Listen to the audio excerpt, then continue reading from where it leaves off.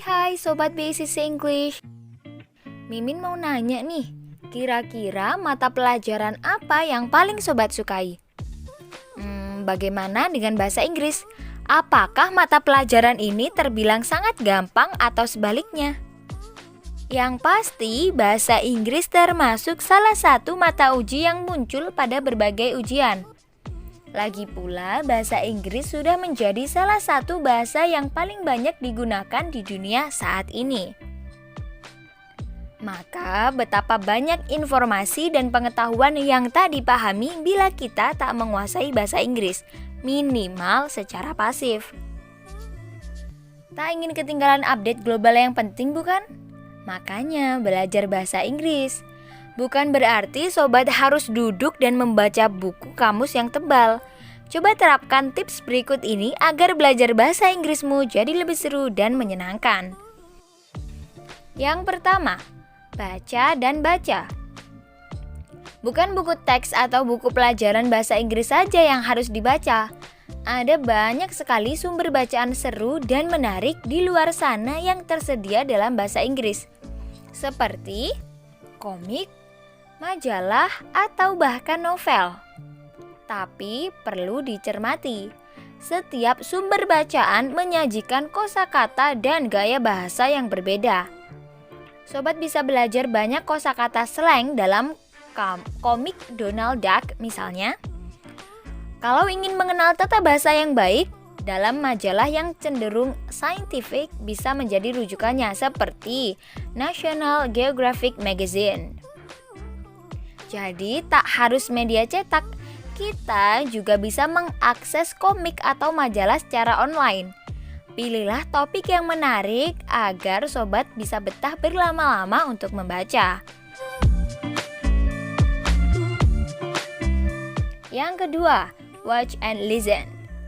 Yaitu sobat yang suka menonton film atau serial, matikan fitur subtitlenya.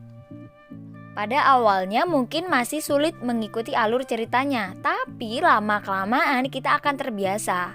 Atau boleh juga berlatih dulu untuk mengabaikan subtitlenya.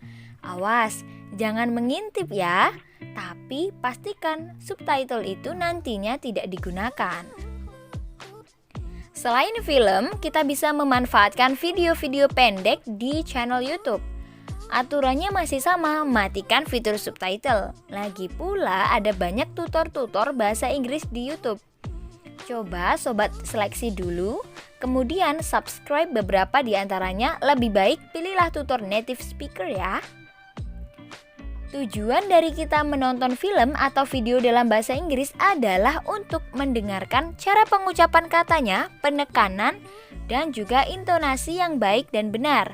Agar bisa meniru dengan benar, kita butuh contoh yang baik. Bisa dari native speaker yang menggunakan American atau British English. Yang ketiga, main game. Tak perlu disuruh lagi kalau main game, bukan? Tapi pilih-pilih dulu dong gamenya yang bagaimana. Sobat, kalau tujuan kita adalah untuk meningkatkan kemampuan berbahasa Inggris, pilihlah game yang mendukung tujuan tersebut. Seperti permainan online yang memerlukan komunikasi dengan players lain memenuhi kriteria yang kita butuhkan. English Quantum menyebutkan beberapa online game, beberapa di antaranya yaitu ada World of Warcraft, Idle Street, dan RF Online.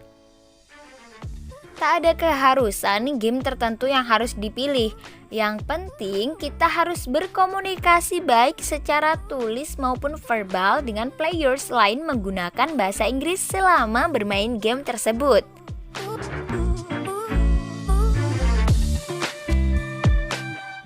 Yang keempat, gunakan media sosial. Siapa teman-temanmu yang bermedsos, sobat? Setiap hari kita sudah bertemu teman-teman sekolah atau kuliah.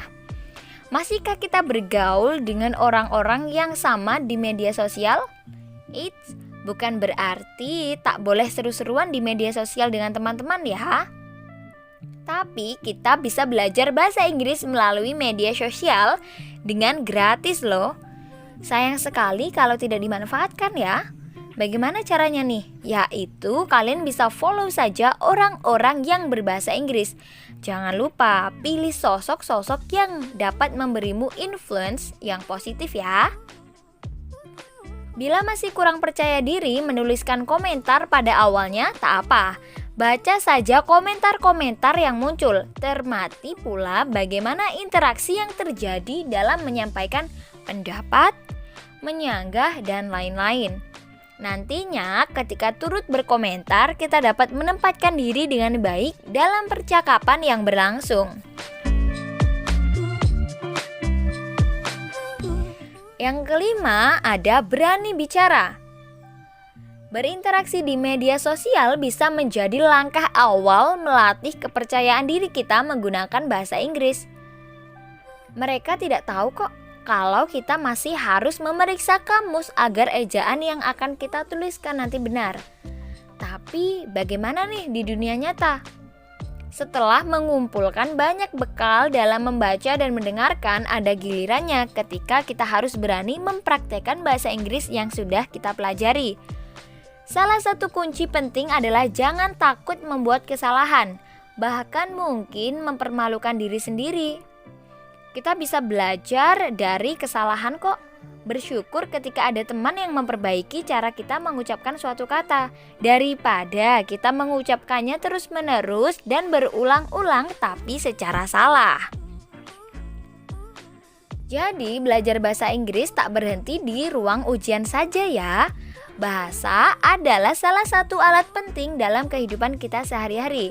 So, jangan terlalu terbebani dengan nilai bahasa Inggrismu ketika belajar, sobat. Make it fun, try to enjoy it while learning English because you'll use it. Baik, terima kasih sudah menonton video ini. See you in the next video. Bye-bye.